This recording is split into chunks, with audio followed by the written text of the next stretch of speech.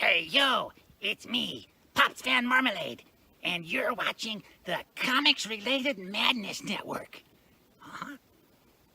So come get some. CromCon. CromCon.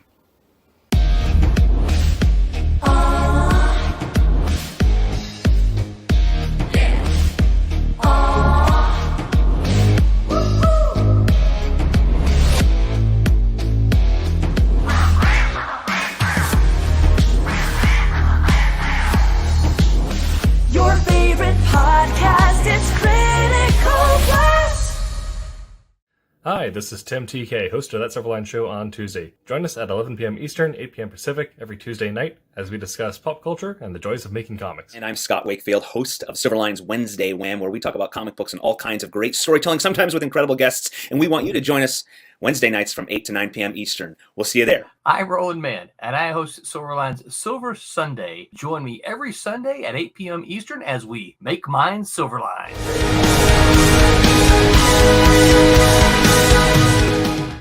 Ladies and gentlemen, get greasy. It's the Silverline Show on Tuesday. Yeah, baby. Hosted by me. I am Tim TK, associate editor and producer of our Tuesday show. And as always, I am joined by Mr. Quentin Bedwell. Hello, everybody. Quentin Bedwell here. Working on some stuff for the future of Silverline. Perfect. And I am also the writer-creator of Wolf Hunter, which will be coming out later this year, it looks like. And currently editing Mantis Files as well. Quentin, where people may recognize your work? Well, I've got a game on GameCrafter.com, Relic Quest. It's open beta. It's pretty much 98% done. Just a couple typos here and there, and trying to get the price down by changing around some components and stuff. But yeah, it's over there. Also, I'm working on book 3 of Trumps and some other stuff. And yeah, you see some other stuff on Facebook if you come to Quentin Bedwell on Facebook or QJB on DeviantArt. Alrighty. Well, normally we do have Aaron with us, but he had to take this week off. And they haven't said anything about this week, but potentially in the future we will be joined by a couple others. Currently sitting in the backs of the roster are Alex Galmore, J.W. Franklin, and Chuck Bordell.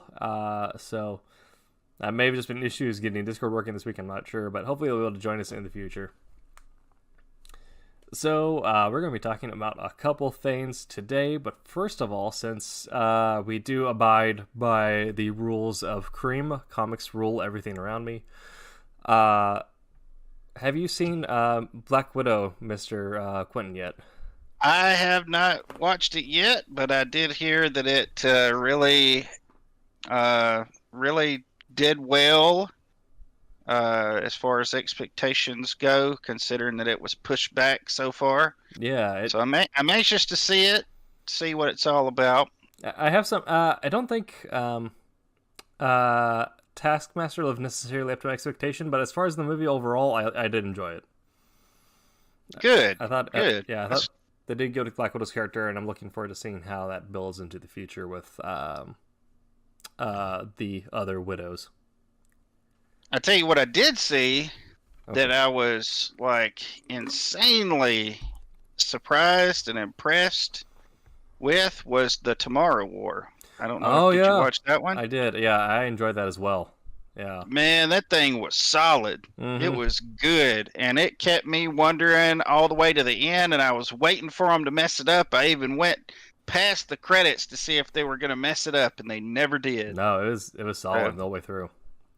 Yep. In the Facebook chat, Tommy says, "Tim, where's your beard? You look 12, young fella." Yeah, I am currently baby faced. I've noticed that there are two types of faces. And for those of you who have sort of the middle lifestyle haircut, either you have something like a Matty Mullen style face where you don't need a whole lot of anything to cover up your jawline because it's super sharp, or you have what I have, which is like a Ryan Clark or Shauna's a lion face where you need a lot of beard to cover it up, and I need a lot of beard. Yeah. But we had a wedding over the weekend, not my own. I was in the groomsmen, and the dress code was mustaches. So I shaved down to my mustache. Oh boy! And then immediately shaved off that to re-grow the full thing out. Yep. Yeah, I try to grow out a beard from time to time, but man, it just gets on my nerves too bad. And aside from that, it's just got gray here and there. And yeah, I'm only 19. I don't know what the heck's going on. Yeah, no. My buddy got married. He's about the same age as me. He's in his mid-20s. But he's gone beyond just being a silvered fox all the way to like Siberian snowcat. So he is just chalk white, which is pretty interesting to see for someone that young. Yeah. I had a friend like that though. I had a friend just like that. Yeah. He got gray real early, but then I met his dad. His dad was like Kenny Rogers. He was white hair, white eyebrows even. Yeah. Like, wow, dude. Yeah, my family's hair is never like grayed, but it's just thin, so at some point I will just still have a pretty vibrant beard, but I will have to go full Kojak, just shave the top. Oh yeah. Tommy asks, you all see the trailers for Marvel's What If? I've seen a little bit, but I haven't yet. I got stuck up watching the trailer for Star Wars Visions, which looks super good. It's they got a bunch of anime studios from Japan to write 8 short, like hour-long Star Wars stories. So, well, I tell you, I'm really excited for what they have coming. There's some of it I'm a little iffy about, but hopefully they'll pull it off. And for the first time in a long time, I am actually really excited about what Star Wars has coming down the pike. Mm-hmm. Now that Jon Favreau and Dave Filoni have, kind of taken over that whole thing. Woo, man, I am ready. Ready for him. Dave Filoni has pretty much been like tutored by George Lucas since he was just getting into it. So having him at the helm seems like the natural choice. So I'm super stoked. Mackenzie, he has his own figure now. Did you see it? I don't know if you pay any attention to it. Does it have a hat? No hat. Okay. They don't have a hat that comes with it, but he's in the starfighter suit. What you call that? Yeah. But he was in one of them. I can't remember. I know which one. He was in the he was in a little bit of Mandalorian as one of the Republic Rangers. Well, they already put out the Jon Favreau figure, which was Happy. Yeah. You can buy it in a 2-pack exclusive. So there's that. So that now they've got both of them. But will we get will we get a figure of Jon Favreau and Chef? That's like a deep art cinema reference for anyone. Yeah. Mackenzie Wortman, I'm never here live. I feel like I've entered the Twilight Zone talking about beards. We just kind of we'll eventually get to a topic, but we just kind of let things roll here. There's no telling where we're going to end up on this journey, this epic journey that is that Tuesday show. Yes. That Silverline Tuesday show. Exactly. Tommy Flormonti, my beards suck. My wife hates it when I don't shave. Same. Star Wars Visions checking out. I don't have a wife yet. Working on it. He's checking out Star Wars Visions. Let them talk about Star Wars. Not important here. We, like I said, we're just going to talk about a lot of things tonight. We cover many interests between the two, normally 3 of us, more in the future. So we have plenty of off-topic subjects to go over. Oh yeah, I've got so many interests. I mean, I've just got a plethora of knowledge that spans, and none of it's worth anything. Exactly. It's just so it's fun to have, though. Yeah. But before we go any further, we might want to plug our sponsors real quick. That indeed we do. Thank you, Quentin, for checking that out. Be on the lookout for that. We got History Camp America, which happened July 10th. So if you were guys had checked that out, that was a live history camp online for free, where we had a full day of lectures and everything like that. So hopefully you were there. I checked out a little bit of it. But this is brought to you by History List. And History List is an ongoing thing that you can still subscribe to, where each week you get a newsletter with essentially a theory or a write-up by an actual historian going over some historical listening curriculum for you. So that is definitely a fun time, especially if you're a forever learner like I try to be. The other one is still coming up is Daytona Beach Comic Convention, DaytonaBeachComicConvention.com, your go-to place for all things collectibles, comics, and probably dudes who haven't left their basement in 2 years. And the Daytona That's Beach all right. Hey, it takes all kinds. Well, we've been there. We're there right there too. It's venturing back out into the world this week has been a trip. We just recently ended our quarantine here, so it's it's been a trip. So that is going to be your go-to place for all that. You can visit their website, DaytonaBeachComicConvention.com, for dates, prices, everything like that. Back in the chat, Star Wars Visions, just watched the trailer. Holy Star Wars, manga Star Wars, love it. Exactly, I am so stoked for it. They got Studio Trigger to do some of that, and Studio Trigger is one of my favorite anime studios, so I am super stoked. So our actual topic for tonight is going to be, well, at least for the first hour, as we do try to break things up a little bit in the in-between times, so that way we can have an easier time editing down for the podcast, although I don't know how they edit us down, because if they want to actually stick to the core subject, you get about 5 minutes of usable footage. Yeah. So, our subject for the first hour is comics that inspired us when we were younger, or comics that inspired us as a kid. Last week we kind of talked about a full wide swath of things we take as input when we're making stuff and things like that. Or was it 2 weeks ago? I don't remember at this point. Time is meaningless and a construct. So we're narrowing it down, kind of getting into the nitty-gritty of specifically comics, what got us perhaps into making them, or what made us go, holy crap, this is awesome, when we were younger. So I will open that up first to you, Mr. Quentin. Well, I'm not exactly sure which one came first, the chicken or the egg, but it was either G.I. Joe or it was by Larry Hama, or it was Secret Wars. And one of them led me to the other, and I seem to remember it was G.I. Joe first, and then my brother had gotten a couple Secret Wars comics, and when I read Secret Wars, I fell in love with superheroes for the first time. Never really understood them or thought much about them. Of course, I was only 5 at the time, I believe, so I think that was what started it. Between those two titles, the military with the G.I. Joe, and the superheroes with the Secret Wars.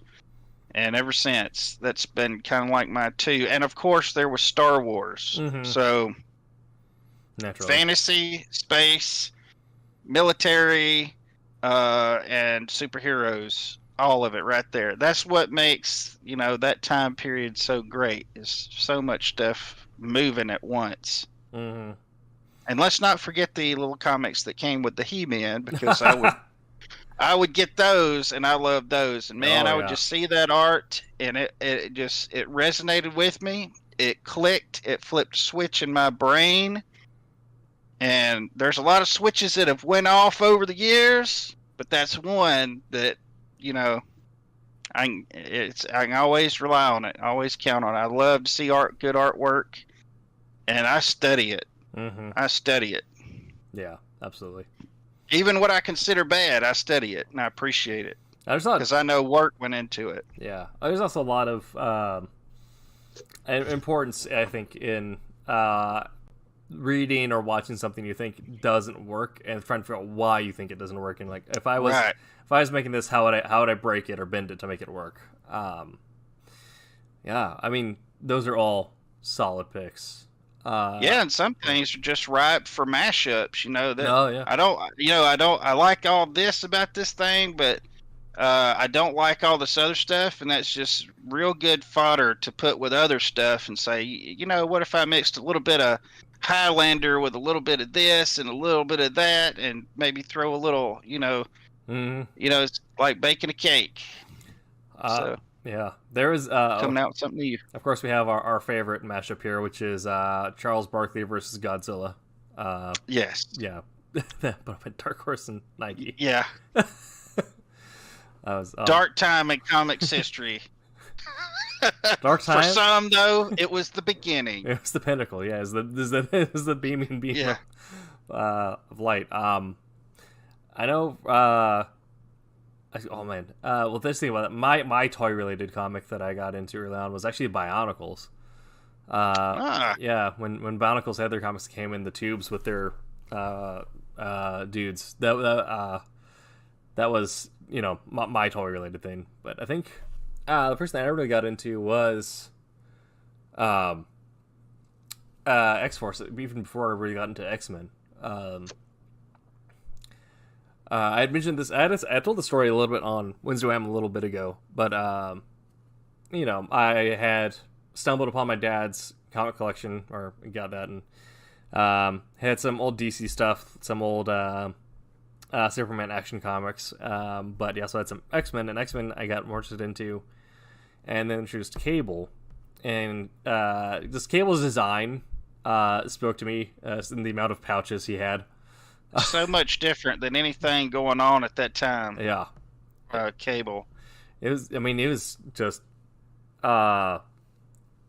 really kind of an insane design, yeah, compared to everything, where it's just, all right, well, everyone's all these, he still had the spandex, but it felt more like, I think he had cargo pants instead of, like, trousers and underwear. Yeah. He had full bandoliers, everything like that. Substantial... shoulder pads. Yes, yeah. With all of the many... I love what Pete's done with Champion. I think it's Champion Miss Fury with the... oh my goodness, it's hilarious. He nailed it, man. Yes, he nailed it. And so I followed Cable over to X-Force, and that's... and just... and kind of having more mercenary-style heroes. Kind of, they're there to do the job and do it by whatever means, and it's all very, very gritty, and they did tell some darker stories, but still had that, like, that beam of hope. We're here to do the stuff so other people don't have to. We're making sure the good guys can live another day without knowing the bad guys exist.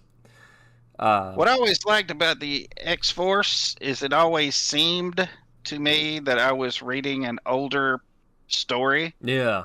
And that's one thing I really liked about it. It seemed like it was older themed, and it made me feel like I'd kind of I was graduating to the next, age group.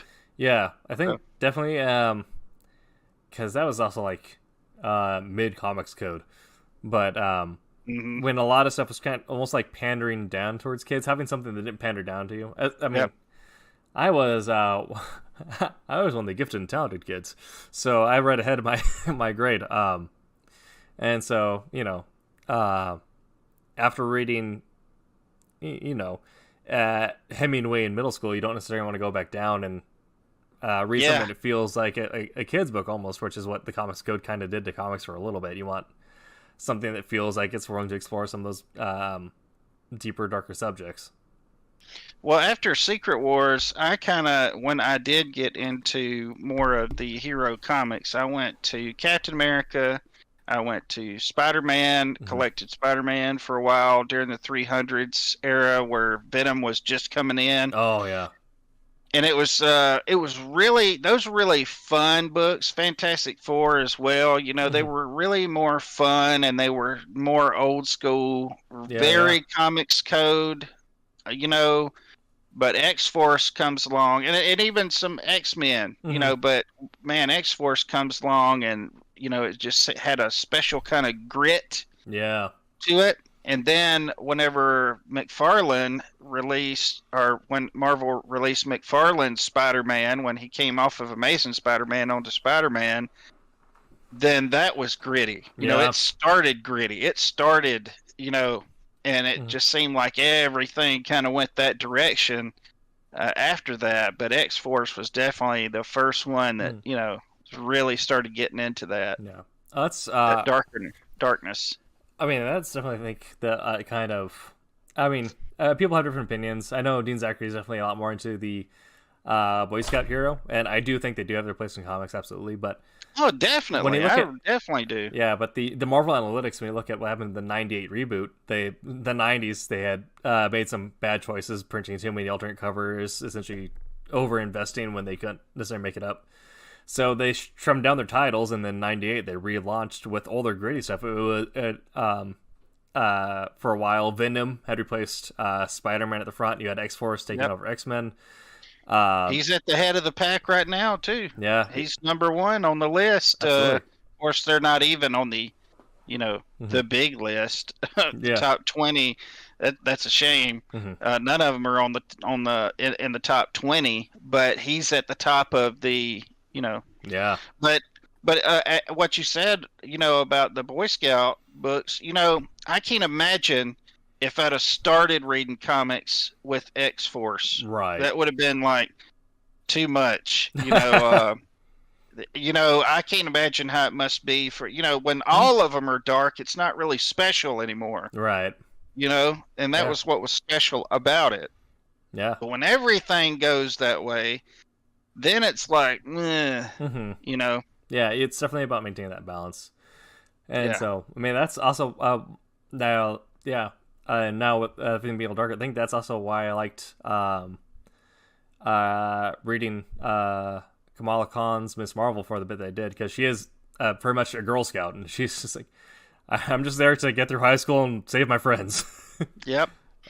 Well, you know, I like that. I like to, you know, it's kind of like everything else. You know, sometimes I like to have a little bit of fun, and that would translate to reading a Spider-Man comic, because that's fun. You know, and funny and fun, and you know, sometimes I might, you know, want something dark, something mean, gritty, and you know, I might, you know, gravitate over towards some Punisher or X-Force, you know, for something like that. It's got to be variety. It's got to be. Yeah, and much they are, I mean, you know, comic readers of all types, so, you know, I definitely think that I lean more towards, you know, ultra violence in most things than most people.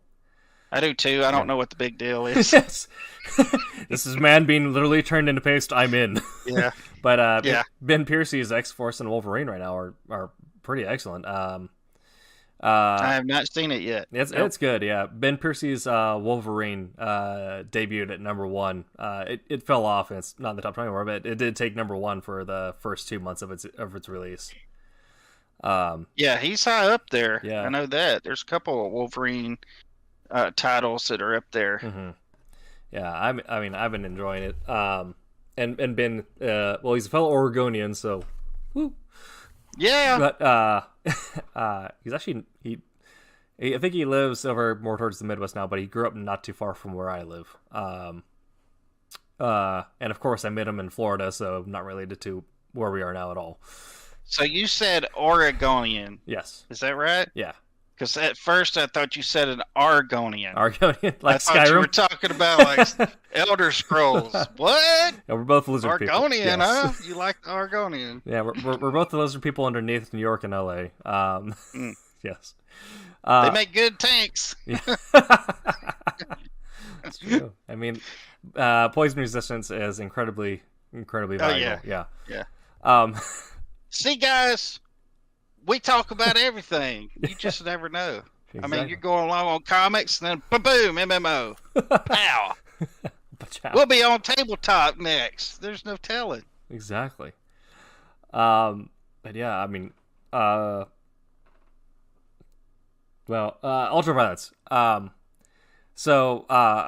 But if a company is all just ultraviolence, then you're only getting people like me. You're not getting readers who like both, or readers like Dean who want the bullshit one more. trick pony. Yeah, that's what you call it. I don't know what that. I don't know where that saying comes from, but it seems to fit. Yeah. There certainly is value in kind of starting out as a niche. In most things, but even then, a niche doesn't have to be the same exact thing over and over again. Well, I can say, that sometimes people can be so varied that you really don't know what they're pushing, because there's so many things going on. But at the same time, I think you can go the other way and do too much of the same thing, and not, Absolutely. Yeah. Yeah, but and I think G.I. Joe Secret Wars, that's what started me. Yeah. Let me ask you this. Okay. Do you happen to still have some of your old books that you had back then? I actually had I had an ex-girlfriend at a dark time in my life, and after we broke up, she had taken my box of books and sold everything.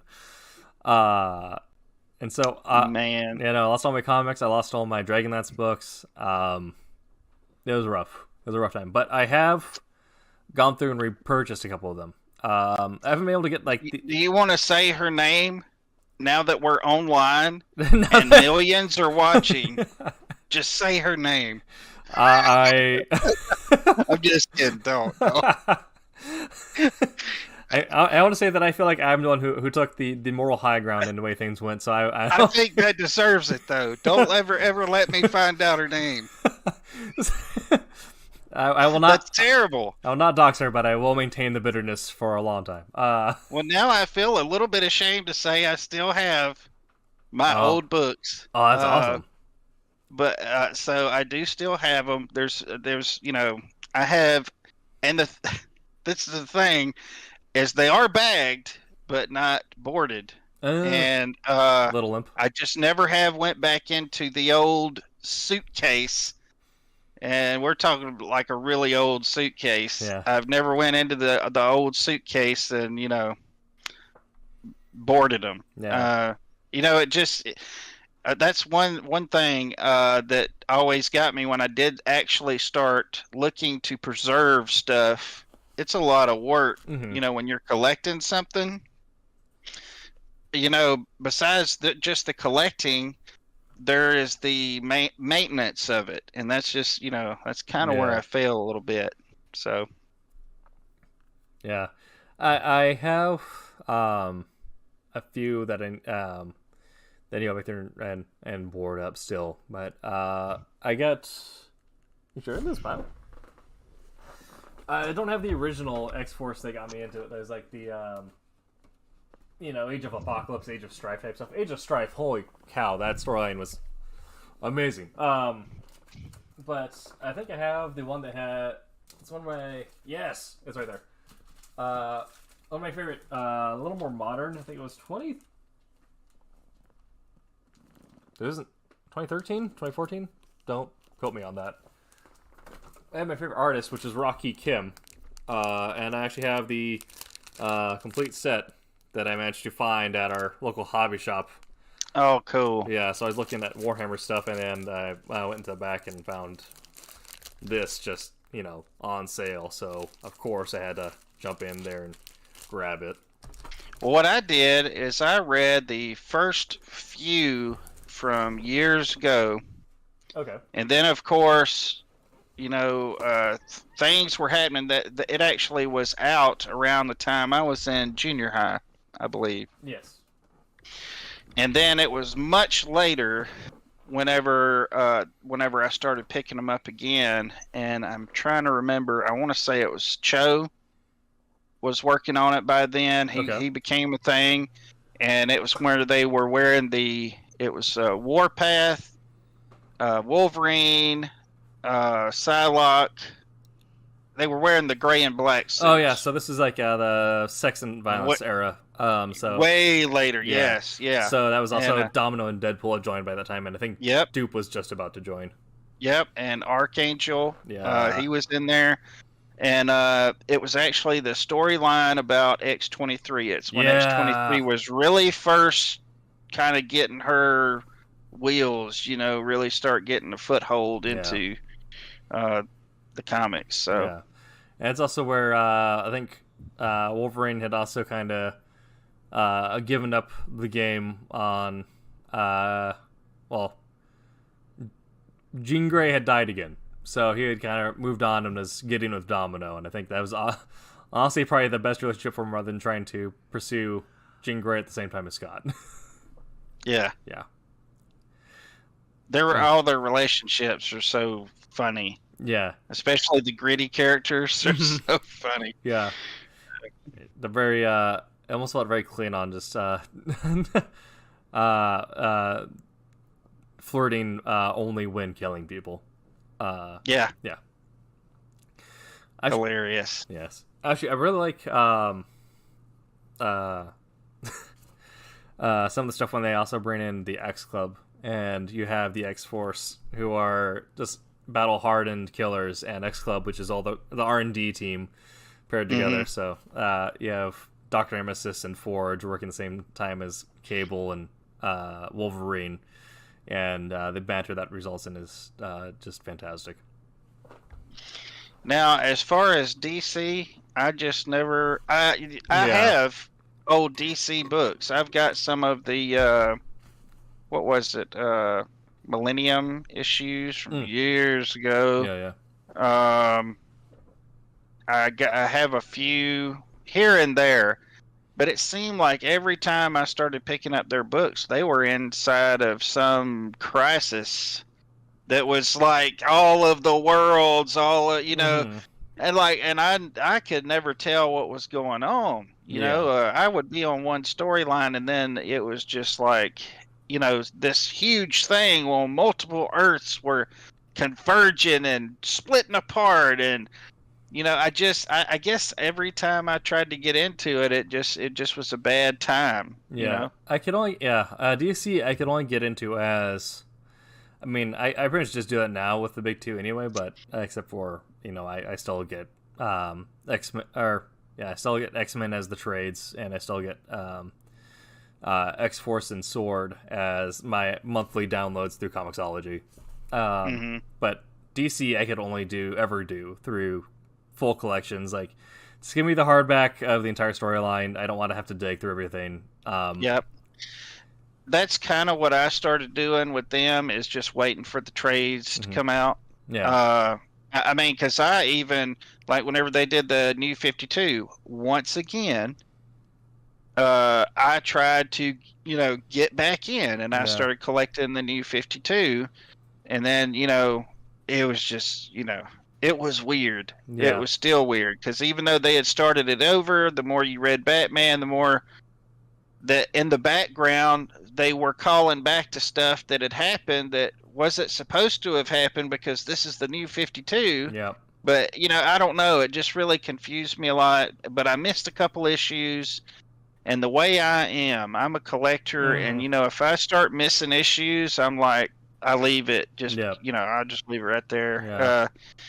But, I mean, I liked it. I enjoy, I love seeing Jim Lee do those characters. Yeah. That was pretty awesome. And that's mainly what I got into it for, was just to see him, do those characters. I really enjoyed that. Yeah. I mean, sort of like, the only DC thing that really stuck with me when I was younger was Green Lantern. And I mean, I haven't written I do have a pitch out that's kind of like it, but I haven't written a comic out yet that's full space power, but I do have a few pitches out there. But I have written some prose and short stories that have sold that are, you can definitely tell there's some Green Lantern influence. But I feel like, well, I just read, after all these years, I saw it when it was out, and I didn't pick it up because I missed the first few issues. and so it took me a while. So then the trade came out, and I waited, and I just now got and read the Brightest Day. Oh, and yeah. then Dark. Yeah. so it was good. It's It was good. good. I'm glad that I didn't get it just after, because there's always spoilers, but man, it was so good, especially, just getting it now and not trying to chase it then. It was really good. It's a good I story. was I really enjoyed it. Yeah, that's probably that also is one of my favorite Aquaman moments. Writing the zombie shark. But I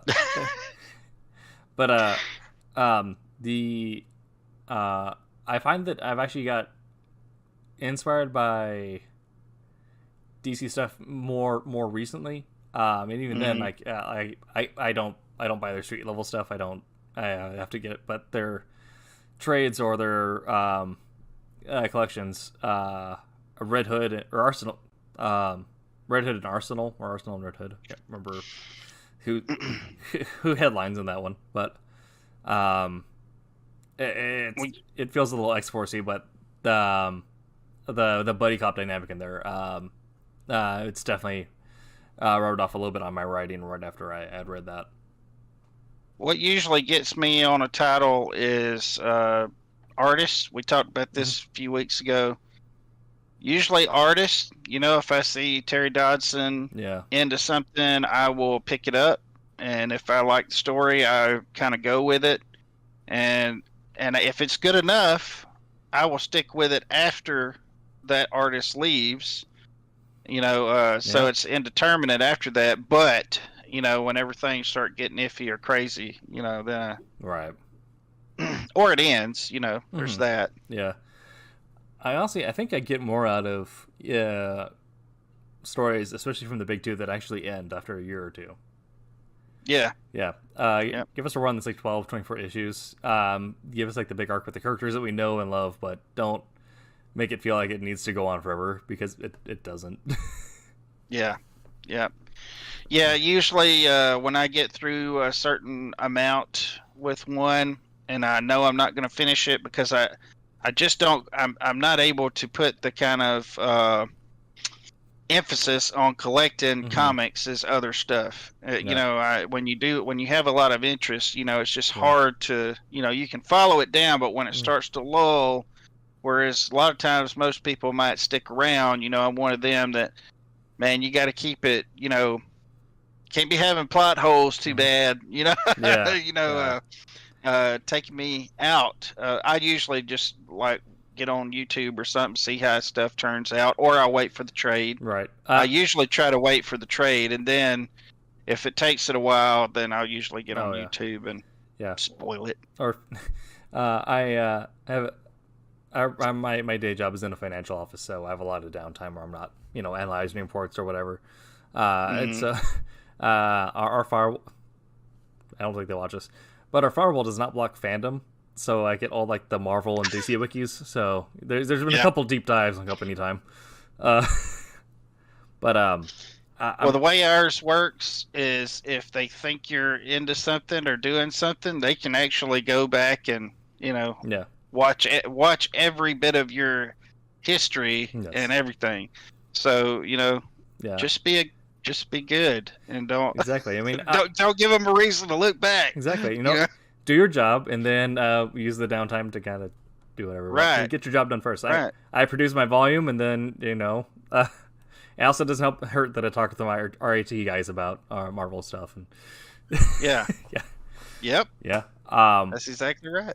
But I mean, if even an area of 250,000 people, and we don't have a decent comic shop, we have hobby shops, and they get comics in, but they don't have an actual comic shop that gets new releases. Man, yeah. So that's weird. We have one, maybe two shops now here in town. Mm-hmm. We had a place called Hastings, and man, I love that place. It was like a Books A Million, and had a coffee shop in it. Had movie rentals in it. Yeah. It had, and you could trade in games. You could trade in comics. You could trade in, videos, all kinds of stuff for store credit. And it was so good. And we had left to move back to Mississippi, and by the time we got back 2 years later, it had had a massive buyout, and the people who bought it out just let it, just pretty much pieced out the company, broke it up and sold, that sucks. pieces of it. And ever since, there's just been nothing. You could go in there, though. You could pick up books, any books, like novels, comics.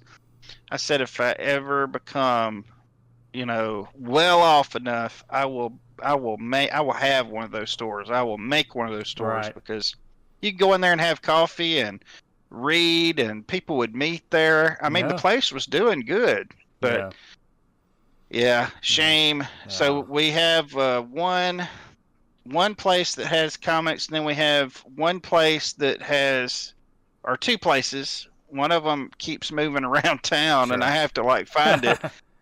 It's crazy. They're really good too. I just hate that they move around so much. But and they're all the gaming stuff, tabletop and miniatures and D&D, all that stuff. Nice.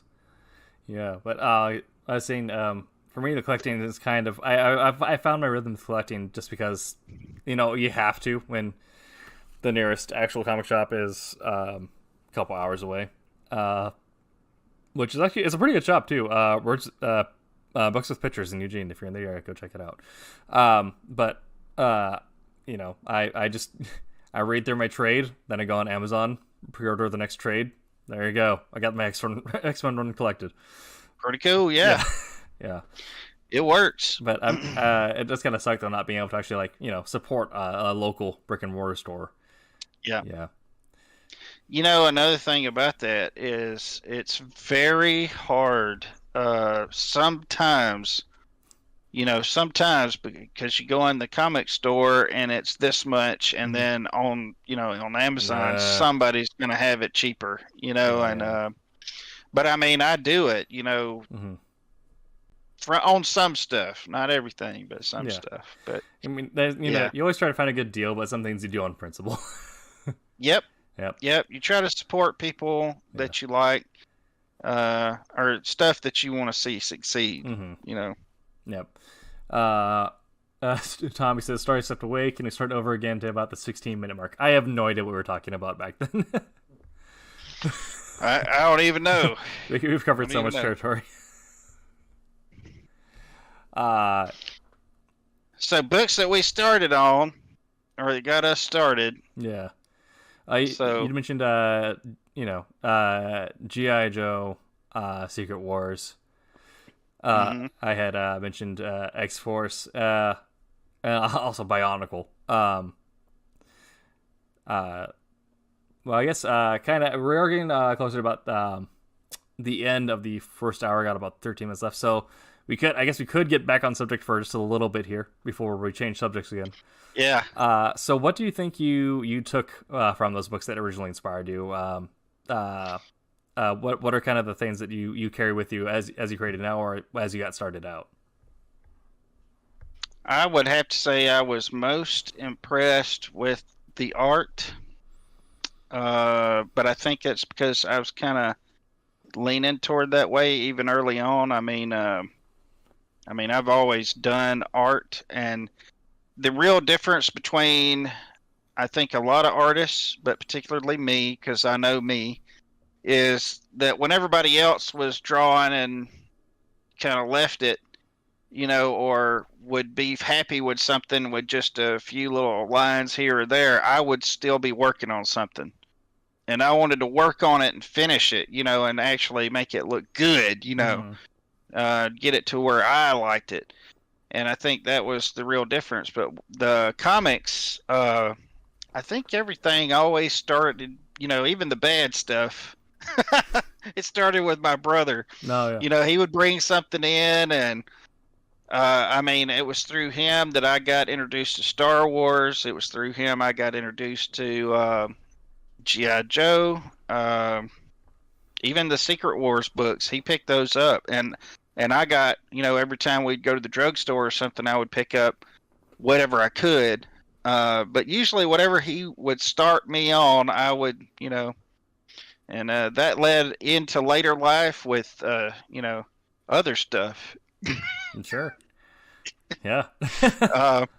But definitely the art. And I would read the comics, but really, that was really secondary to me. And what is funny is, I recommend going back and reading comics that you read when you were younger, because you pick up so much more than what you did when you first read them. Yeah. And I don't mean just like it is with everything. Yeah. I just mean like, that younger mind, less experience. Yeah. There's just certain things your brain doesn't comprehend, so it skips over. But then when you get older and you go back and you read, it's like, wow. Yeah. This was here the whole time. Yeah. I did do a half fib. I do have one issue from the cable standalone during the first Age of Apocalypse by Rob Liefeld, and that was going back to it now. It's real good. But it's I know exactly what you're talking about with that sort of brain phenomenon. It's the same thing as where you go back to playing a game that stumped you as a kid, and you're like, was I just stupid? Do I? Yeah. And I'll say, there's some stuff that I have been very pleasantly surprised about, like G.I. Joe, for instance. A lot of people remember it by the FHE, what was it? Sunrise, that did the cartoon. Yeah. The cartoon was, they'd shoot all day and never really hit anybody, and every now and then a Cobra Trooper would fall or something. Yeah. Until the movie, and then they tried to kill Duke, and Cobra Commander, it was crap. But anyway, but the comic though, that thing, there was some real depth to that, and I didn't realize it till years later.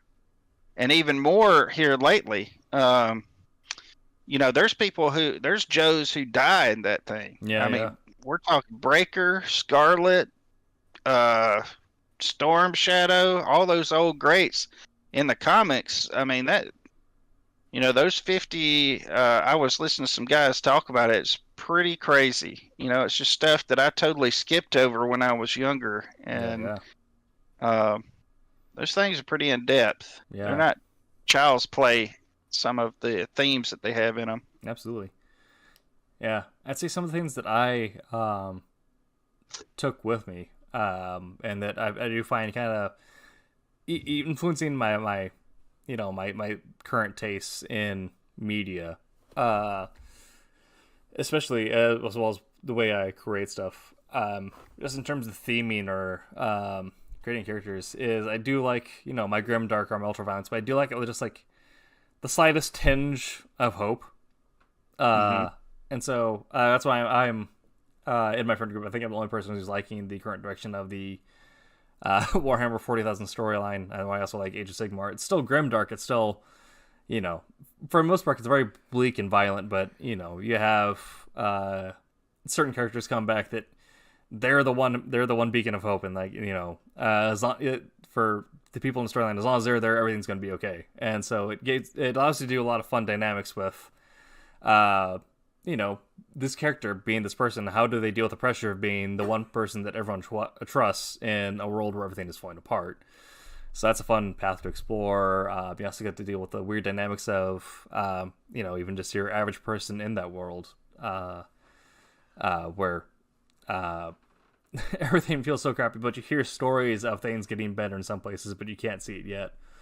And I pulled that a lot from the Age of Apocalypse storylines, X-Force, especially leading the Brewbreaker and the sex and violence era, where Wolverine especially was very much into the point where it's like all being a mutant is right now is killing. That's all there is to it. That's all we do is just kill until one day we don't have to kill.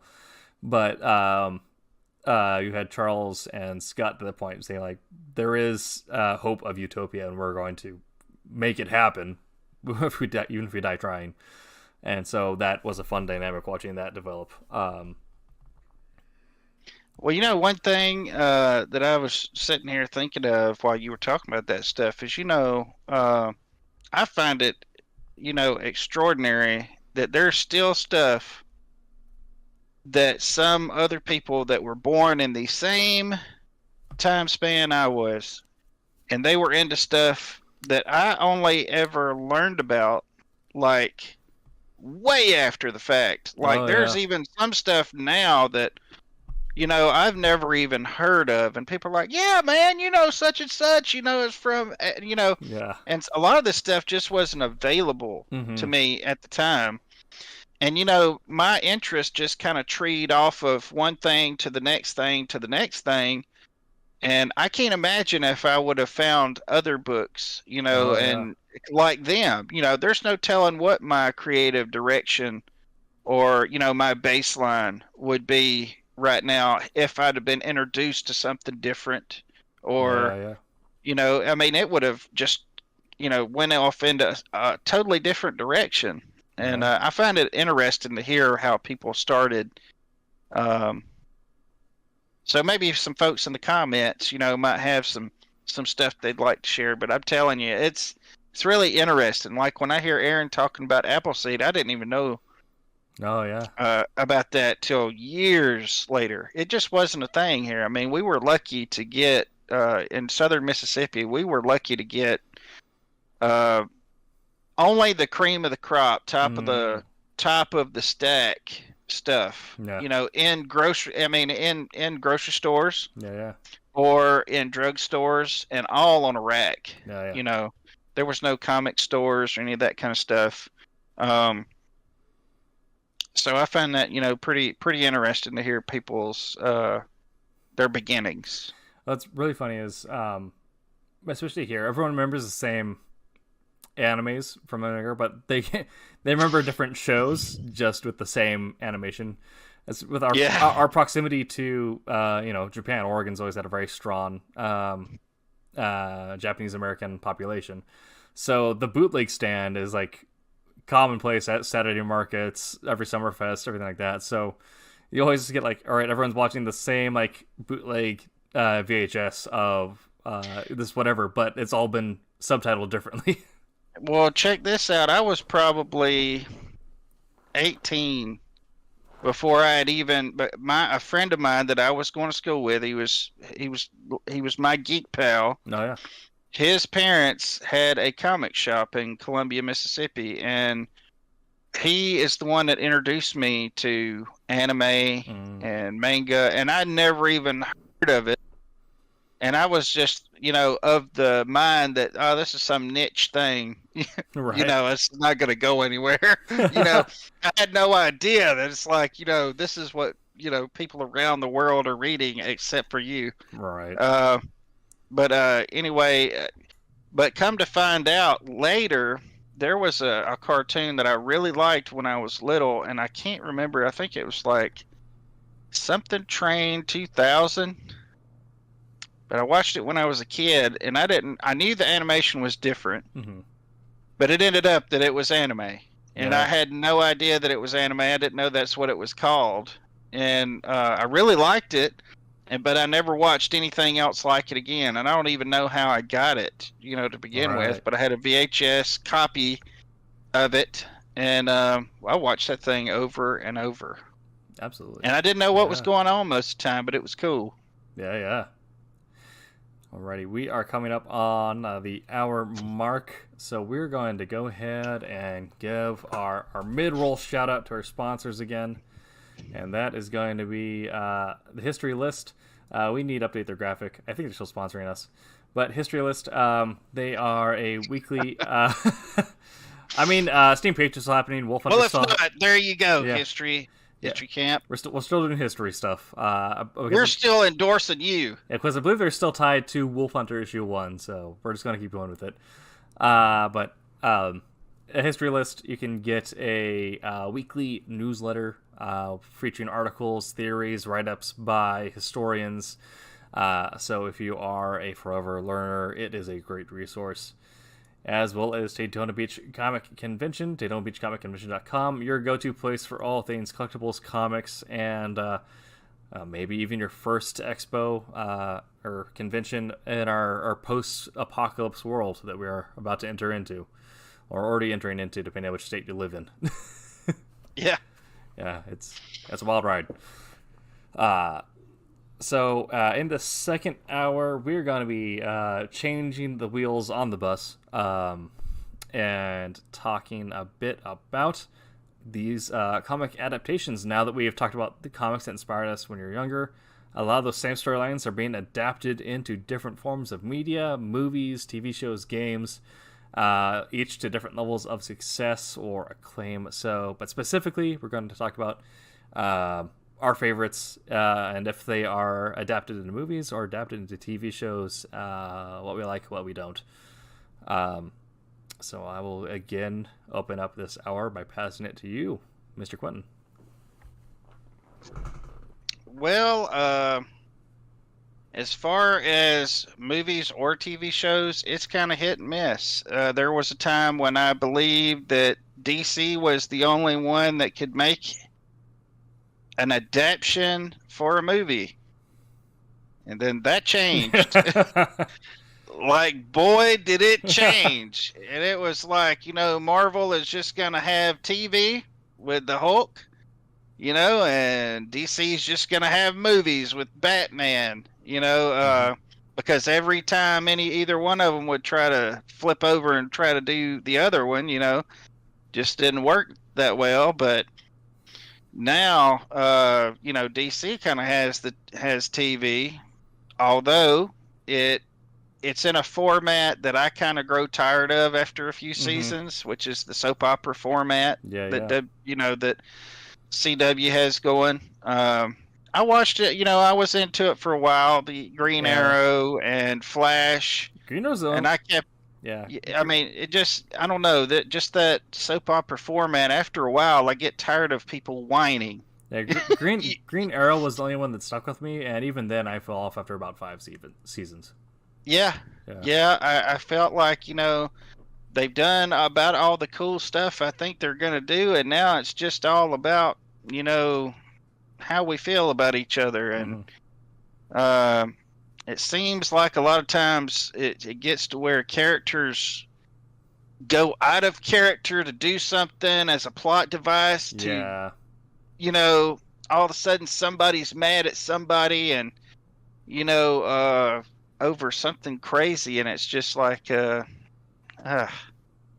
just kind of gets to me after a while, and I just get to where I can't even watch it. But I don't know. I think there's I'll pass it back over to you, and then we'll just kind of go back and forth because I've got plenty to say on it. Yeah. I mean, is that I think I've seen several episodes of the Adam West Batman just by merit of my parents, but compare that to the Lou Ferrigno Hulk. It's Hulk every time. But we watch reruns of that during the day, the Batman. Yeah. And at night, prime time was the Hulk. Oh, that was where you showed up at night, in the morning with a bowl of cereal to watch Batman, and the evening with dinner, to watch the Hulk's on. Yeah. And then, somewhere around in there it's like Hee-Haw. for us, it was MASH. Yeah, and MASH. MASH, Hee-Haw, Knight Rider. Oh, yeah. The Hoff. Yes. Man, speaking of, things inspired us, the Hoff has been a constant cultural callback, which is now it's just the concept of the Hoff is the cultural touchstone. He is much bigger than the Knight Rider. Yeah. Now he's ascended to another level. Exactly. Yeah. I mean, the Dukes of Hazzard was really good too. That was really, really good back then. I mean, everybody now you would never see that car on TV. Oh yeah, because of certain decals and things, stuff. Yeah, I mean, I'm sure you can find a way to rebrand it. But I don't know. I mean, now especially, I feel like Marvel just kind of with the Disney Plus, Marvel just really kind of laid all the cards on the table, and it's like, well, we actually have we have a roll flush. So, sorry, DC. But for a while there, DC did feel like it's still they had swapped, and so Marvel movies are great. DC movies had fallen off after Nolan, but their TV shows are still going strong. And I liked Arrow for those 5 seasons, and I got why people like Flash or. I liked Smallville. I watched Smallville for 4 solid seasons. Yes. I watched Smallville, and then they got to where they were taking off all the time and having these breaks.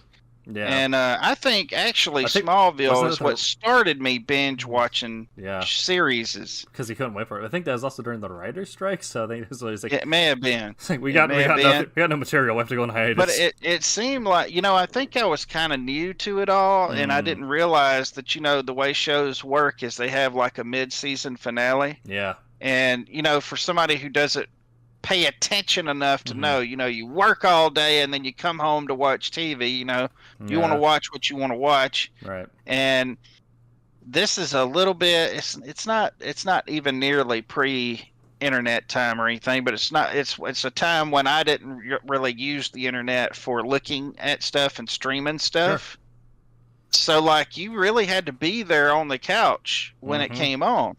Yep. Or else you didn't get it. It was pre-Hulu, all these other things that came up to where you could stream it later, if you missed it. So, like, it just seemed like they were taking off all the time. So I quit watching it, and I just never did return back to it. But again, it was like the same soap opera type thing. Yeah. And they tried to hold on to the story, of course, are they going to find out that he's Superman? It kind of got a little, after 4 seasons of, gotta be a little bit much. Yeah. But I mean, now with Marvel's TV shows, I've kind of really stepped it up too. And that Agents of S.H.I.E.L.D. had not really done well, but I feel like now the short run TV show or the limited series, I think that might be my favorite way of adapting the comic right now. Definitely. Yeah. Because like Agents of S.H.I.E.L.D. was exactly what I thought it would be. Mm-hmm. Under budgeted. You're never really gonna see anything. You might see, some stuff that would get you excited, but you wouldn't really see anything spectacular like the movies. Exactly, I knew it would be that way, and that's the way it was. And every now and then they would have something come up, decent effect stuff, not great. But what they're doing now, it doesn't feel like you're watching a TV series. And it feels a little weird whenever people, to me, when people refer to Loki and the Scarlet Witch and Winter Soldier and Falcon, whenever they refer to them as TV series, to me, it just doesn't seem like a right title for that. Because they're really like movies. Yeah. Because they have like an endless budget. Yeah. You'd never see some of this stuff on a TV series. Yeah, exactly. It's especially in America, we're so used to the syndicated TV show where it's you run your pilot, you get picked up for a season. If you get renewed, you then run forever until they tell you to stop. Yep. But it's more like the British system or even the Japanese system, where like, all right, we have a story that's 6 episodes. Are you going to fund it? And either it's yes or no, and then you have the 6 episodes to tell the story. That's what Luther was. Benedict Cumberbatch's Sherlock, which is also phenomenal. But it's especially when you have adapting comics, which essentially are in their best format, a limited series. You have a 6-issue arc. Yep. So it gives you time to really explore the depths of everything, and maybe even to pull material from side runs or anything like that. But it gives you more time than a movie would to really explore all the depth of material. but you're not going to run into the issues like with Agents of Shield or of stretching too far beyond what. So you need to spread your funding so thin, or like where Arrow and Flash happened, where you go to a point where you're out of material and you just have to rely on manufactured drama necessarily to keep it running. I think another big difference, with Shield and what they're doing now, is that Shield seem to always, like, for instance, if you watch Loki, then it's going to have some stuff that is going to affect things. No telling how far out, even into the movies. Yeah. The movies are reacting to what happens in the Scarlet Witch, in Loki, and Falcon and the Winter Soldier. Because it's all part of one, arc, huge arc. All these subplots, and they're working, and it may be just a little golden nugget out of the whole series, but it's something that's going to go forward. Now, Shield seemed like it was more of a trickle down. What happens in the movies affects Shield, and not the other way around. You could watch Shield all day long, or never have watched it, and it wouldn't matter. Yeah, I mean, unless they bring out Chuck Colson. Not Chuck Colson. Phil Coulson. Name? Phil Coulson. Yeah. Unless they bring him back later and don't really explain to people, and then people, and they never watch Shield, they'll be like, "Well, how did he get back? He died in the first movie." Well, if you watch Shield, you'd know. But it's really that's really the only thing that's consequential about the whole thing. So I think that's why these things work so much, or I enjoy them a lot better than the Shield. Because it seemed like to be Shield was reactive to what was going on in the movie series, whereas these are actually changing the plot line, Absolutely. And it behooves you to watch these because later there's going to be Easter eggs or callbacks to that. Absolutely. You're not going to run into that with Shield. On the other side, DC suffers from multiverse syndrome, where they can have 4 or 5 different Batmans and make movies and stories about all those, and you don't ever know you don't have to have continuity when you're doing that, but also you don't have, you don't have an overarching story to keep people involved and thinking, well, I've got to watch this in order to get this and to understand it, Yeah. Well, that's, back when the Wednesday Club was still going on Geek and Sundry, one of the hosts had mentioned one of the reasons why comics, even if they have years where they're not doing well, will always exist, at least in their current format, is that they're the modern mythology. Everyone wants to see a universe where people are doing extraordinary things, where they give answers to questions that you may only think sometimes. But that you'll see a branch connected where it's everything is all connected and interweaved in some way. So, and it's always pushing forward and advancing. You might step back to explain something at some point, but the main thing is, when an event starts, one character affects one thing, affects another thing, affects another thing, affects another thing, and it just kind of spirals down. Well, I mean, isn't that wasn't that what Homer was doing with the Greek gods? Yeah, and that's what. And we're just we're retelling stories that he probably was retelling from, stuff that he had already been exposed to. Exactly. Yeah, and that's what why Tolkien made Lord of the Rings, as he wanted to write the English mythology. Yeah. Yeah. As far as adaptions go, if they're done right, and I've been trained to not expect a whole lot whenever a new thing comes along, a new adaptation. I'm pleasantly surprised when they work out well. I look for them to fail, but I don't. I'm surprised and just I just love it when it works. But as comics are a totally different animal, just like novels are a totally different thing. And I think you do have to change up stuff to make it work when you move from one thing to the other. I just don't like when they try to fundamentally change too much or change a zebra into a leopard, Right. or vice versa. That's where you lose me. Yeah. And I think that's also where Nolan's Batman really got it right, and where Marvel's getting it right in a lot of places. It's you change it to match the medium, but you don't change the characters or even necessarily the same the major beats.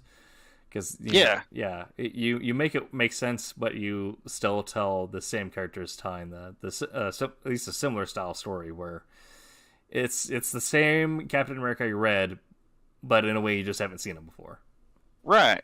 There has to be some benchmarks that have to be met on certain things, and I think a lot of people were in awe when they were able to see the live action Captain America in the Avengers and the movies.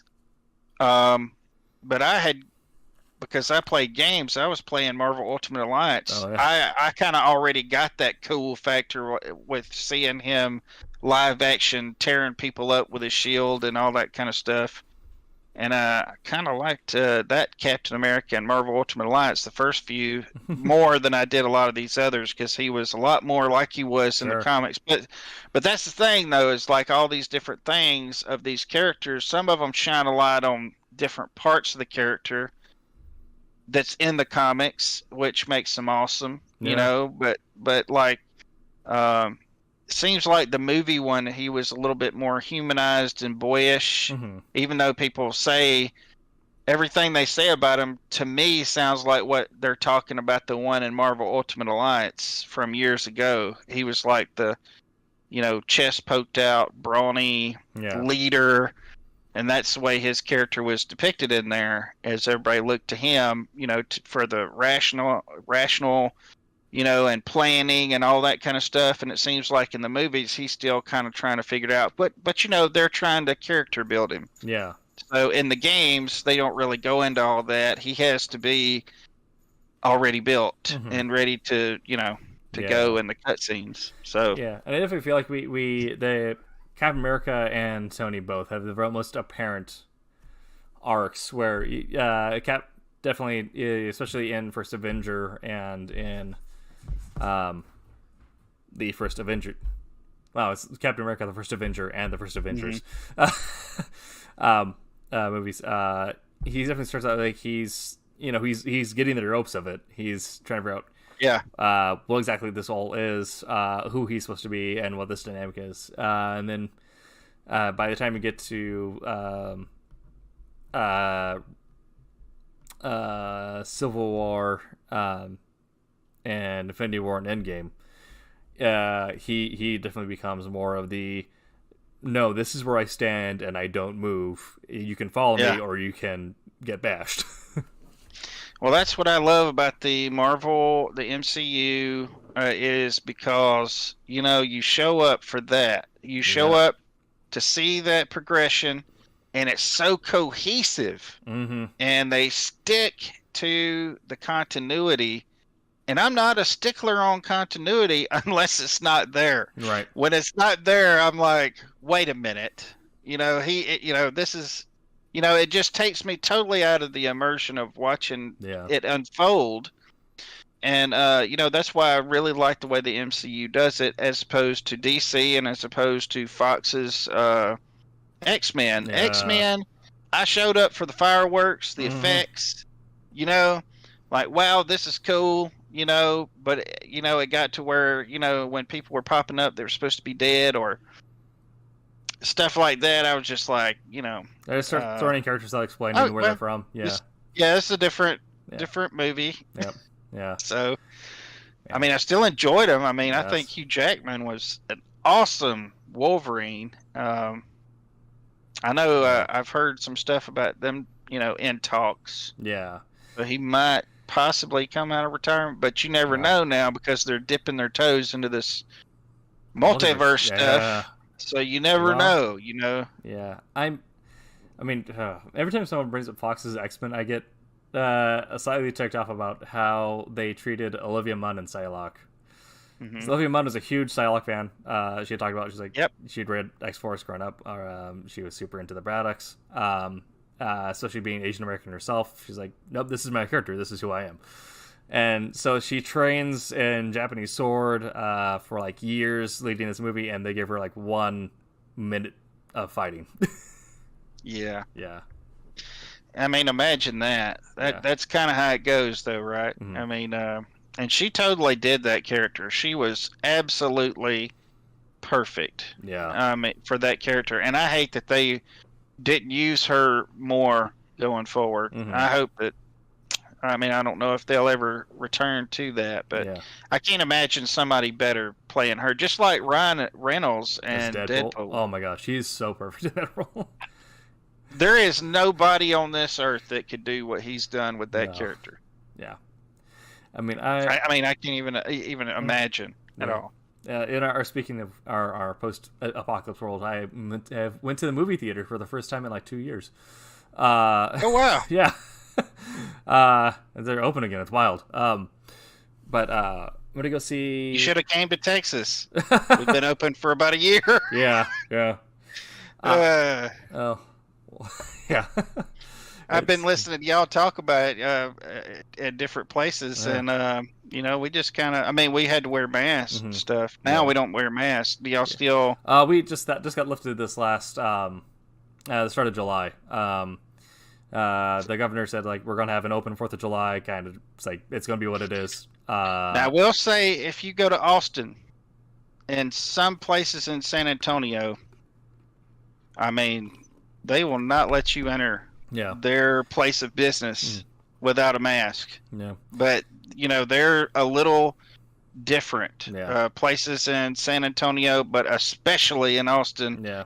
I mean, they were masking up Yeah. in March before we even knew what was going on. We were like, "What? There's a pandemic." Yeah.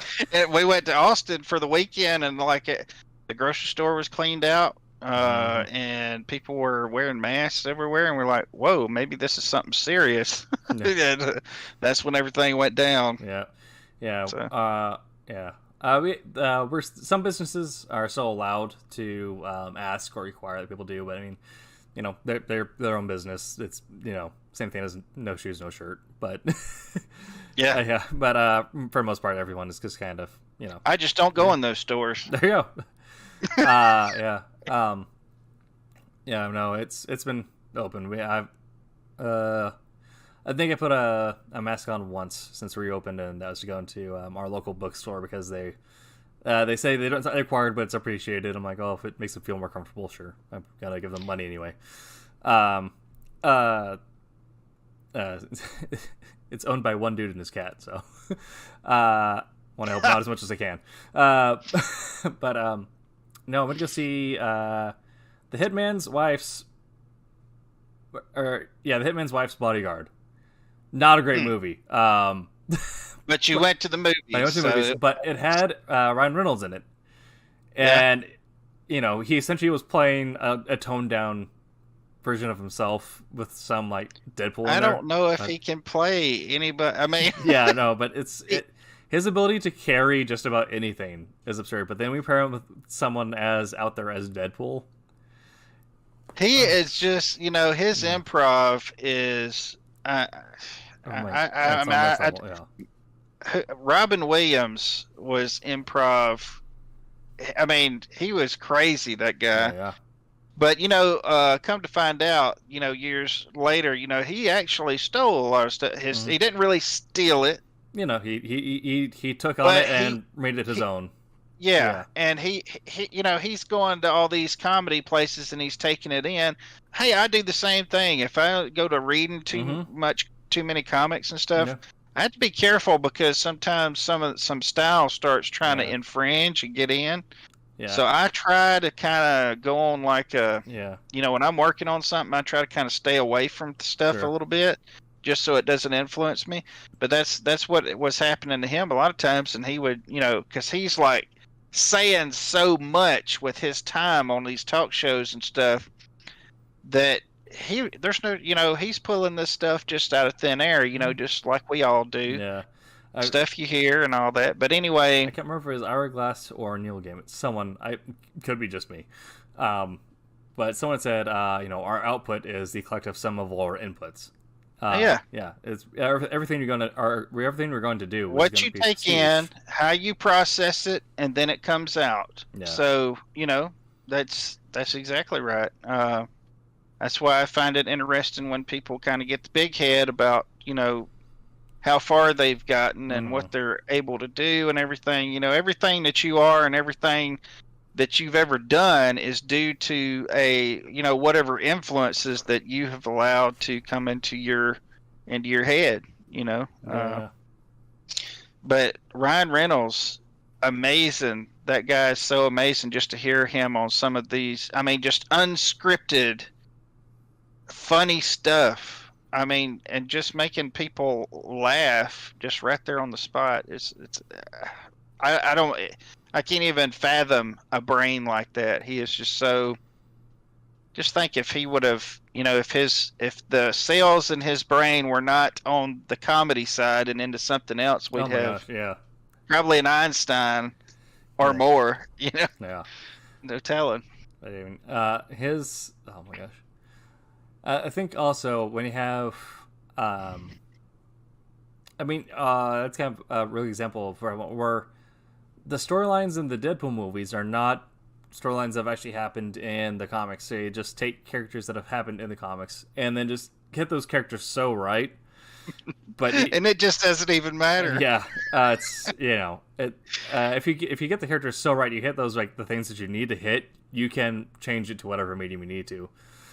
Yeah, and that's kind of where I feel like DC, especially if the Justice League has fallen flat, is you take the characters and the story that has happened in the comics, but then you don't make the characters the characters. You don't even really make them people. Yeah. Yeah. And then you just kind of speed walk through the entire thing, not bothering to explain any of the plot. It just feels like. Well, I just say that I never watch anything like Deadpool was with so much vulgarity. I just can't bring myself to, but yet I was stuck in the seat when I was watching it, regardless of what was being said, because he's just so funny. Yeah. Just so funny. And some of the stuff that happened on those movies, oh my goodness, is so hilarious. Mm-hmm. And, times when I'd just be like, oh, he said it, don't, it just made me stay regardless. And that was part of the funny part of it, is that I'm actually watching this after that happened. Yeah. Yeah. I think it's also, if you do something so right, you'll get people who aren't even necessarily into it. I mean, you have the Stanley rule, which is you write what's cool to you because someone else is going to find it cool, and that's what's going to get it sold, at least to start with. But you'll find these things that just pop up, and it just hits everything so right that everyone immediately stops what they're doing and goes to it. And that was, the first Infinity War and the Civil War comics when they came out, and that's the reason why they've made movies about that. That was Brightest Day and Darkest Night. That was the first run of Saga. That was, all this other stuff. Spawn, especially. That was one thing where no one had really heard about this thing. They're like, oh, this weird new pop-up company started by McFarlane. And then Spawn 1 drops, and everyone is like, oh, this is big. We need to talk about this. Yeah. Yeah. Game of Thrones, same thing, but I'm just going to turn into the Ryan Reynolds cast, but Ryan Reynolds and Deadpool was one of the scenes. He's good. Yeah. He's good. That boy good. Yeah. I think that doesn't necessarily need to be a goal of adaptation, but I think that is one of the things that you can do if you do it right, and we kind of saw that. I think some metal in my wall just shifted. I didn't hear anything. That's nice thing with this microphone. so It's very focused, but I'm just like, So if debris falls in on you in just a few minutes, you know, if the stream goes off, you know what happened. Yeah. But that happened with WandaVision. Why people, you know, suddenly it took over the internet. Also Invincible. Oh my gosh. But if you do something that's so right, even if it's just by taking the same exact characters, nailing them, but reinventing the medium, you're going to do a lot to revitalize. Like, I want to see the sales of Scarlet Witch and of Invincible right after those shows went live. yeah. Yeah, I mean, it'll be on Comic-Con probably by the end of the year, but so I will have those statistics to look back on. But I wonder if in the. I'm sorry. Go oh ahead. no, go ahead. I wonder if in the Deadpool movies, if people who were fans of what's his name, Darkstar, it's the guy with the swords, Oh, Shadowstar. Shadowstar. Yeah. I wonder if they were upset at all because they totally neutralized that character.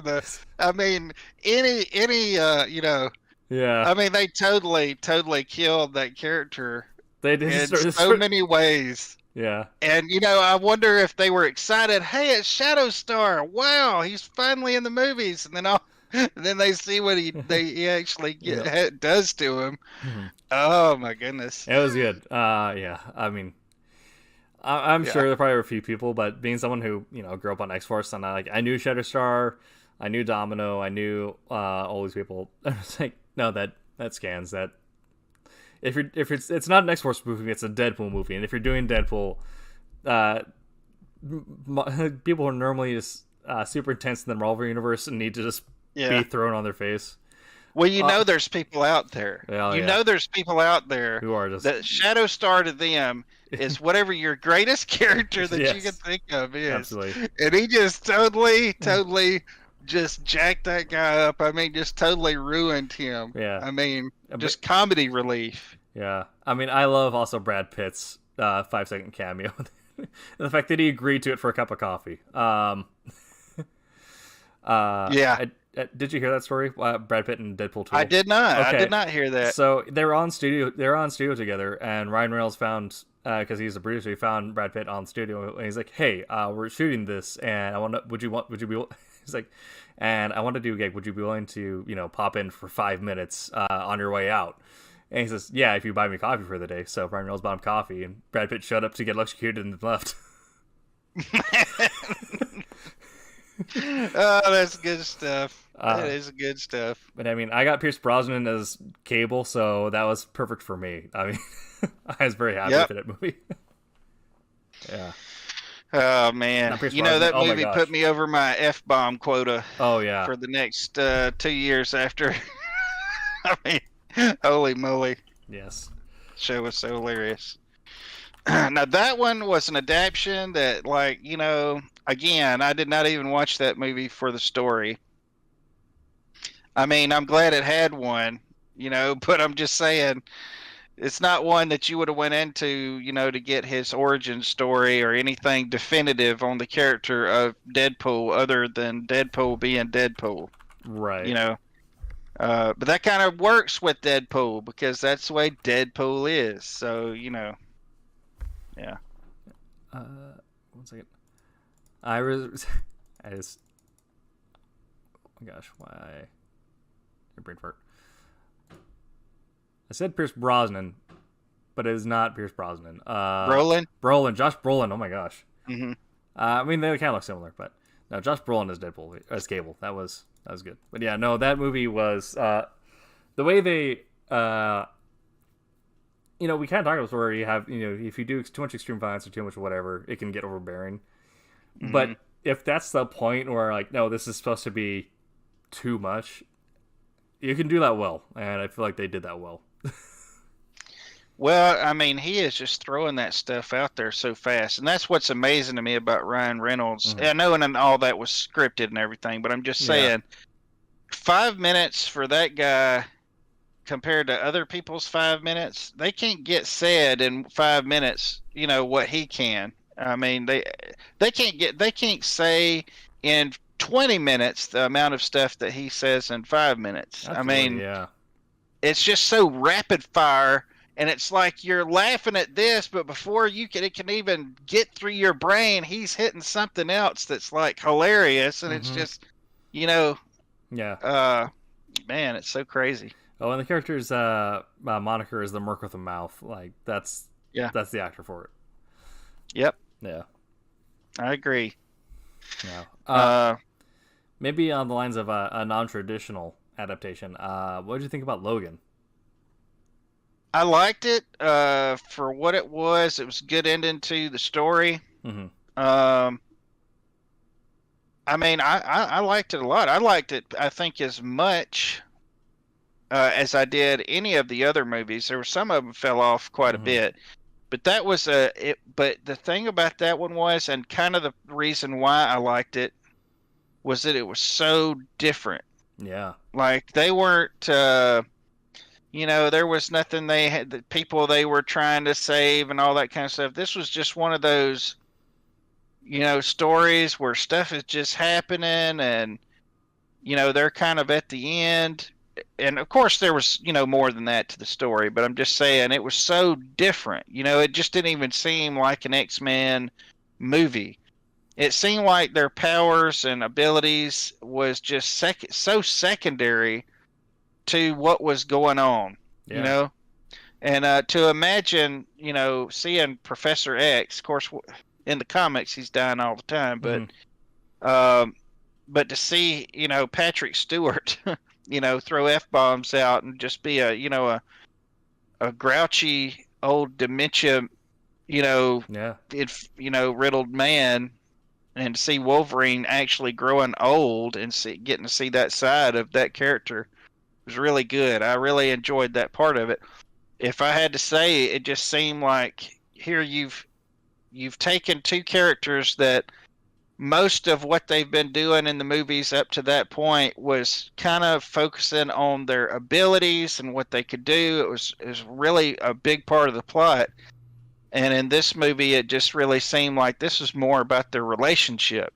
Yeah. All of a sudden, and their abilities was just so secondary, you wouldn't even notice it. I mean, of course, it's a big deal, but it's not front and center. It's that's why I enjoyed it, because it was so different.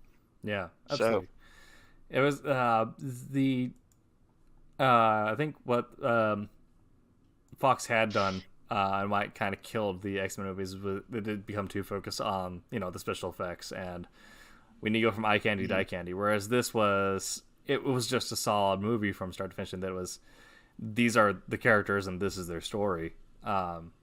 Yeah. And I think that's the only time I've ever really noticed a real character-driven story where I didn't really pay any attention to the fireworks, the flashing lights, the special effects, all that kind of stuff. Yeah.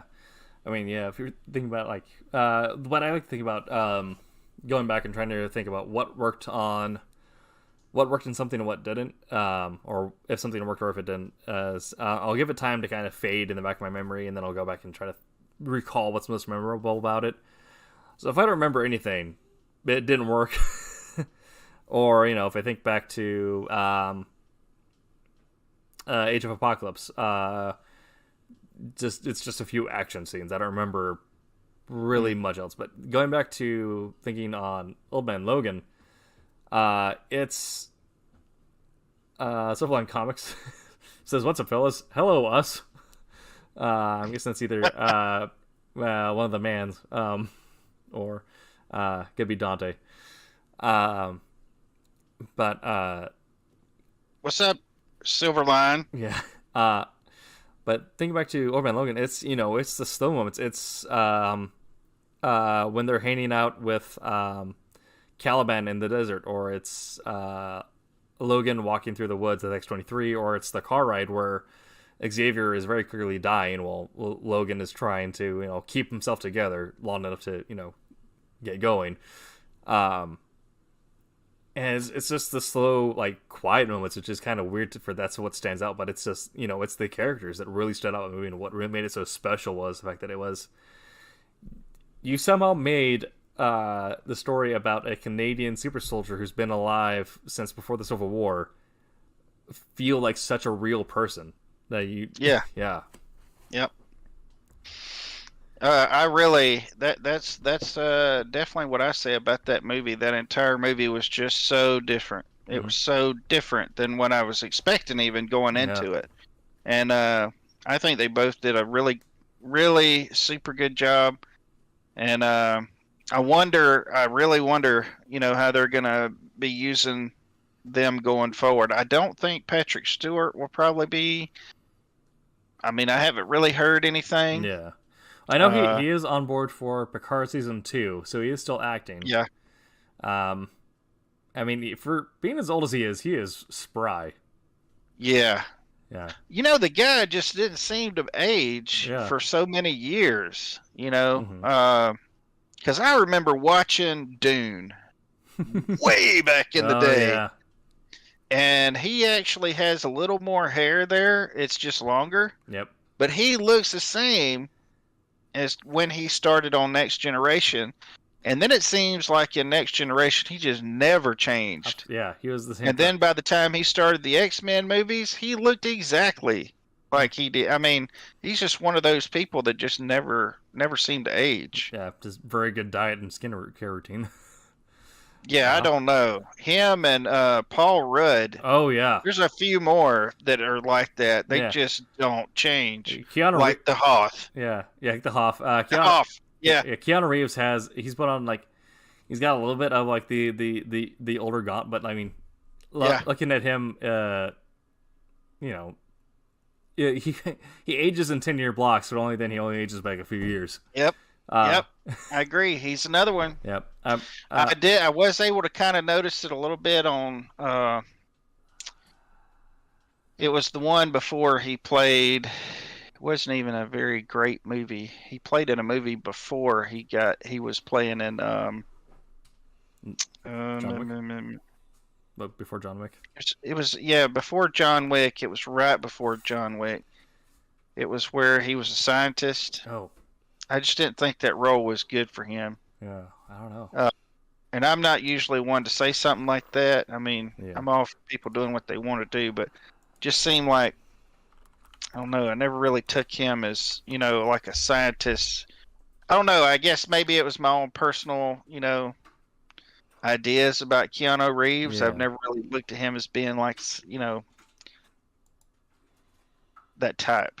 Oh, I don't know. replicas. Yeah, that's it. Yeah. No, that was a little weird. And he seemed a little too quiet during the whole thing. Yeah.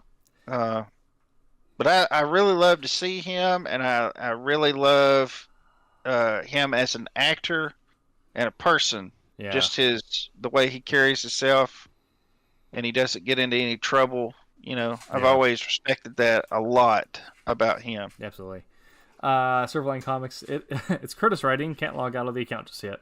Well, thanks for checking in, Curtis. Hope you're doing well down. Mr. Curtis. Sunny, beautiful. Mr. Shadow Ghost. Exactly.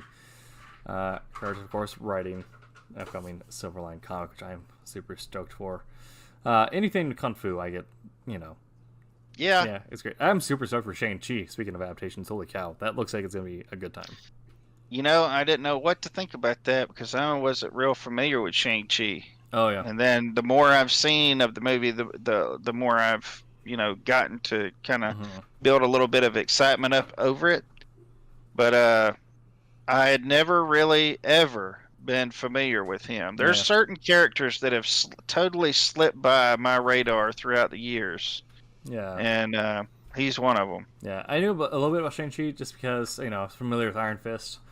And then also through Iron Man, familiar with the Mandarin and Shang-Chi's relationship with the Mandarin. But well, see, I knew about the Mandarin.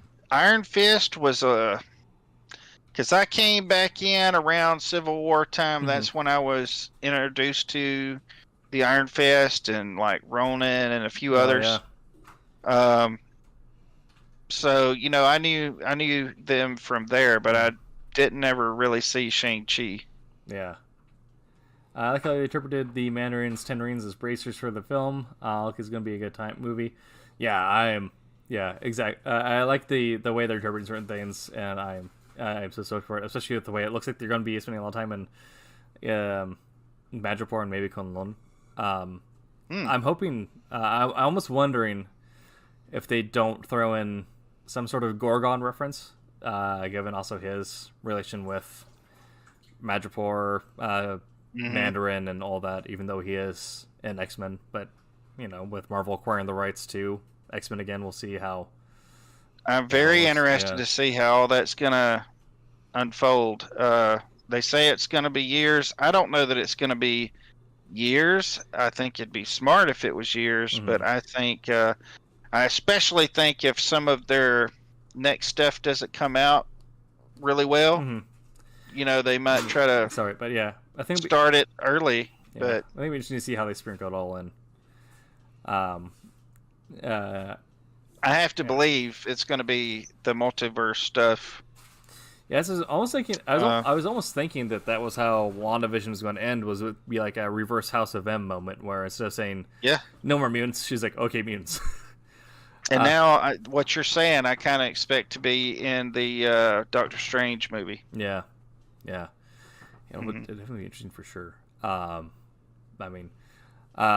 Doctor Strange was one that surprised me. Yeah, I think us talking about adaptions. Yeah, I did not expect anything going in there, and I this is one of the very few times that I went in just kind of, I'm going to watch a Marvel movie. It's going to be great, just casual, and I came out like, wow.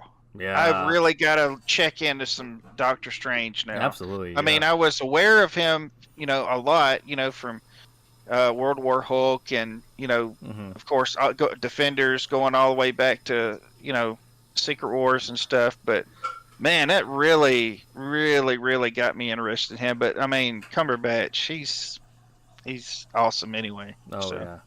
I mean, I think what the Doctor Strange and Logan really kind of showed as far as adapting, comics works is it doesn't just have to be and comic fans had known this, but for the moviegoer, a superhero movie doesn't just have to be a superhero movie. Like a comic book isn't just a superhero comic book. It's you have like Marvel's whole noir line where it's a noir telling of these heroes' stories. And I think Logan showed you could have a superhero western, and Doctor Strange you can have a superhero psychedelic thriller, and I'm hoping Shang-Chi is also gonna no, this is a kung fu movie with superheroes. Like it's a kung fu movie, and so I'm also the cast on that. Holy cow! It's gonna be a good time. Here's one off of the heroes. Snake Eyes coming out. What do you think? What do you think, Tim? Yeah, G.I. Joe movies are interesting that it almost has like the same appeal as the Fast and Furious movies. Roman's like, they're not good, but they're a fun time, and we're here for it. Exactly. Yeah. Well, that I did not see Retaliation. Yeah. I saw the first one, Rise of Cobra. Yeah. And I did not show back up for Retaliation. It just wasn't my Joe. Yeah. But I kind of want to check into this one just because it may be a little different. Yeah. And also, I don't know if you've heard this, but they, as long as everything goes according to plan, never does hardly. But if it goes well, they actually have stuff lined up after it. They have a series. Okay. I think Netflix they're planning for Lady J, and even some other movies that are after Snake Eyes Origins. Not like sequels, but just I don't know what all they're going to do with it. We'll see. But I think it's pretty interesting. It could be something good. When I watched Rise of Cobra, though, Transformers had just come out, so they were trying to do all this crazy technological stuff to try to meet, the success of Transformers, and I just don't think it worked. I mean, G.I. Joe became this super sci-fi Yeah. gadget crew. You know, it just didn't work. Wasn't G.I. Joe. No, I think honestly it would probably, if they did commit more to almost like a Fast and Furious route where it's not about like, obviously the vehicles are a big part of like the brand because you always have to get the tank, you always have to get Duke's jet. Yeah. But it's just, if And you almost had to put that in the future. Yeah. You know, a good G.I. Joe, in order to adapt it, you almost had to just throw it into the future and do it that way. I mean, I hate to say that, but because really, I mean, I think at the base of it, like superheroes, they have their powers. That's their, they have their abilities and stuff like that, or mutations, whatever it is. And, with G.I. Joe, they don't really have abilities other than their skill. They have skill on their side. And, of course, they have this wicked awesome enemy, and they have wicked awesome, military vehicles and stuff and guns and all that. But I don't really know what the line's going to be on that. How you get from the comics to because it's more military, and usually if you watch something military on TV, you're expecting some death and some Saving Private Ryan and stuff like that. I don't know how you would work it, where it would be enjoyable and military at the same time. I almost feel like you'd have to go down the Fast and Furious route where it's vehicles go fast, blow up, but also spend a lot of time in espionage moments because they're a commando unit, so they should be infiltrating. But also, I haven't watched a single one of them. Yeah. Yeah. But I just I think I may have watched the first one. Yeah. I think, and I haven't watched anything. And I just got away from cartoons. it. Yeah. I got away from it, and I just kept seeing them put them out one after the other, and I was like, I don't know. It's like around number 5, I was like, I just wonder. This must be good. It must be good, but this other movie's out. I'm gonna go watch it. And I just never got to it. The Fast series is at the point where people are like, it's not cinematic gold. It's there because it knows exactly what it is and what it wants to do, and it's fun. And it's really weird that I've never watched it because I like Vin Diesel. Yeah. I like Dwayne "The Rock" Johnson. I like Brian Statham. Is that his name? Jason Statham. Yeah. And I like all the actors in it. I just have never really watched it. I think G.I. Joe kind of needs that road where it's just bigger than life characters. Have moments where it's fast car, go zoom, stuff blows up. But then then cut back to moments of for Fast and Furious, they cut back to some moments where it's time spent on their family, as the meme goes. The Dom memes are now back in vogue, but setting up heists because that's crime thrillers. The heist is a go-to for G.I. Joe. You got to cut back to like infiltration. Have like Scarlet or Snake Eyes like just doing the zip line down in between 2 Cobra soldiers. You know what I think I would like to see is, we mentioned this movie earlier, Captain America, the First Avenger. Yeah. I would like to see a G.I. Joe like that. Now, not with them, of course, being shot up with a serum. Right, yeah. Serum. But I'm saying that kind of, these people are extraordinary. Yeah. They're not extraordinary. They don't have super abilities. But they are extraordinary people. I would like to see something like that, I think if they could do that, if they could pull it off, I would watch it. We'll see what happens. I will watch Snake Eyes because I do want to see it. And if it's going to be something good, I want it to win. There's just some things I really want to like. And then, a lot of times I just can't like them after I see them. I just, I tried. Yeah. I gave you guys my money. I tried, but it sucked. Yeah. Sorry. Do better. I think also another reason why Joe will stuff be done in the future is how else do you like really get into Cobra versus the Joe unit? Because I mean, if we're to do something like a Captain America where it's like these select individuals like in comparison to the standard rank and file, how do they realize it? Like, Yeah. It's like the best of the world. You got to have like a really weird UN peacekeeping force. Well, that was another thing that Yeah. I hated about Rise of Cobra. Is I don't want to know where Cobra Commander came from. Yeah. I don't want to know where Destro came from. I don't want to see their origin Mm-hmm. stories. That's part of the mystique of Yeah. the character. Yeah. Is that you never see his face. Mm-hmm. You never see Destro's face. They're just there. They pop up out of nowhere and they're doing stuff, Mhm. and we got to go stop them. Yeah. And then you may find out a few things, but leave it for the next one. Yeah. Don't put all your cards out on the table. I mean, it was such a disappointment because Cobra Commander was just another person and in the movie, and I just didn't I think they just went all wrong with it. That's Yeah. one of the things I loved about Darth Vader in Star Wars is Mhm. you didn't see his face. You didn't ever really see him till the end, and you Yeah. didn't find out really key things about him until, Empire. And Yeah. that was one of the things that really pushed him forward, Mhm. Absolutely. Dr. Doom, I think that's why he's my favorite. Oh yeah. Because I didn't know about him for so long. You really wonder.